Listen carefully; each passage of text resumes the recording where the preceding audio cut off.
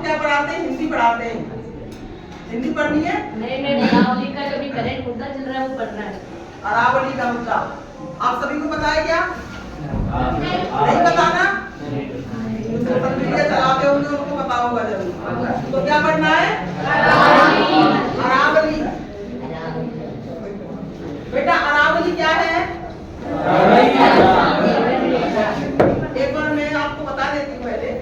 अरावली राजस्थान की एक पर्वत श्रृंखला है और राजस्थान की नहीं, ये 4 राज्यों से होकर के निकल रही है। इसमें सबसे पहले अपना गुजरात, दूसरे नंबर पर राजस्थान, फिर दिल्ली और पंजाब। अरावली कितने राज्यों से निकल रही है? 4। मैं थोड़ा मैप बना देती हूँ, वैसे मेरे को आता नहीं है बनाना, तो मैं समझाने के हिसाब से। इधर क्या है?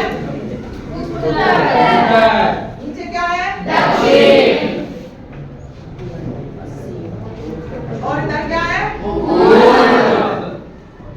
इधर पश्चिम। अपन क्या पढ़ रहे हैं? अरावली। अरावली ये क्या है? अरावली। ये राजस्थान को 2 भागों में बांट रही है। इधर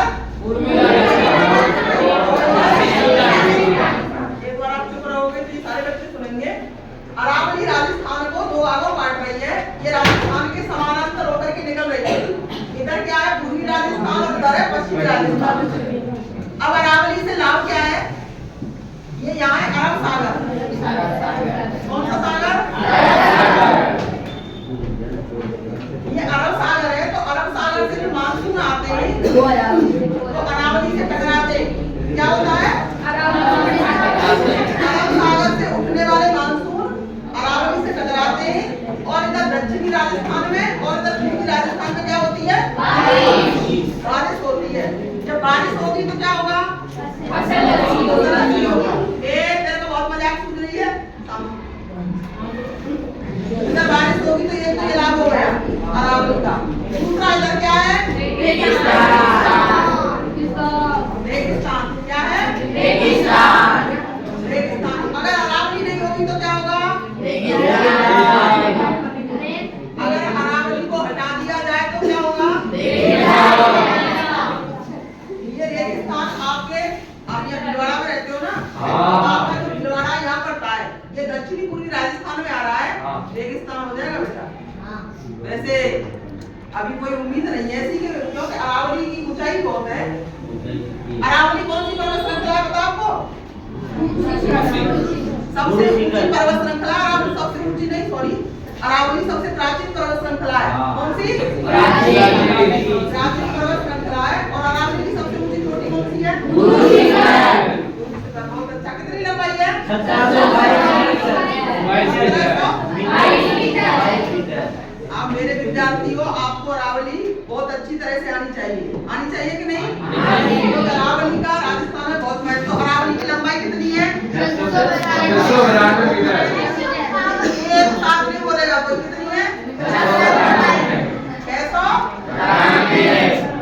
692 किलोमीटर। कुल लंबाई ये तो इसकी है ना। राजस्थान में 550 कितनी है? 550 किलोमीटर। अच्छा, एक तो लाभ हो गया अरावली का कि ये अरब सागर से उठने वाले मानसून से बारिश कर रही है दक्षिणी राजस्थान और पूर्वी राजस्थान में। और दूसरा क्या है? रेगिस्तान के प्रसार को रोक रही है। रेगिस्तान नहीं होने दे रही। अच्छा, रेगिस्तान कितने जिलों में? राजस्थान के 12 जिलों में। 12 जिलों में रेगिस्तान है। तीसरा लाभ अरावली का, जितनी भी आपकी नदियां निकल रही हैं, अरावली नदी, जितनी भी ये बरसाती नदी है वो कहां से निकल रही है?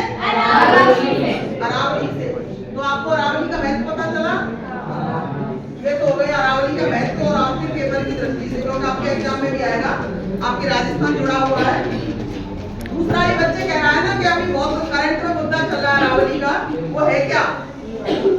अभी सुप्रीम कोर्ट का एक डिसीजन आता है कि जो अरावली की 100 मीटर रेंज की जो पहाड़ी है उनको क्या नहीं समझा जाए? अरावली नहीं समझा जाए। तो उनको आप काट सकते हो, उनसे जितने भी खनिज निकलने उनको निकाल सकते हो। जबकि अरावली की 100 मीटर रेंज वेरी गुड, 90%। कितनी बचेगी अरावली? इसी बात की लड़ाई है। आया बेटा समझ में? आगे समझ में? अब आपको कोई पूछेगा कि अरावली के पीछे इतना बवाल क्यों मच रहा है, तो रीजन क्या है? ऐसे हमें अपनी गवर्नमेंट पे पूरा विश्वास है कि वो ऐसा नहीं होने देगी। गवर्नमेंट अपना फैसला भी दे रही है, मतलब अपना पक्ष भी रख रही है। वो कह रही है कि ये 90% नहीं है, इसमें से केवल 2% पे खनन होगा, जो पहले से होता भी आ रहा है। वो सब बाद का काम है। पर आपको क्या अरावली के बारे में जानकारी होनी चाहिए कि कितना अरावली का योगदान है, अरावली का क्या लाभ है, अरावली रेगिस्तान को रोक रही है, तो ये आपको इतना पता होना चाहिए। अब आपको जीवन भर अरावली पढ़ने की मेरे को लग रहा है जरूरत नहीं है। आपकी परीक्षा के हिसाब से 10th के विद्यार्थी है ना, इतना ही आएगा, इससे ज्यादा नहीं आएगा। एग्जाम में जो आएगा इससे ज्यादा नहीं आएगा। सभी को समझ में आ गई? बस यही होना चाहिए। अब आप ये बताओ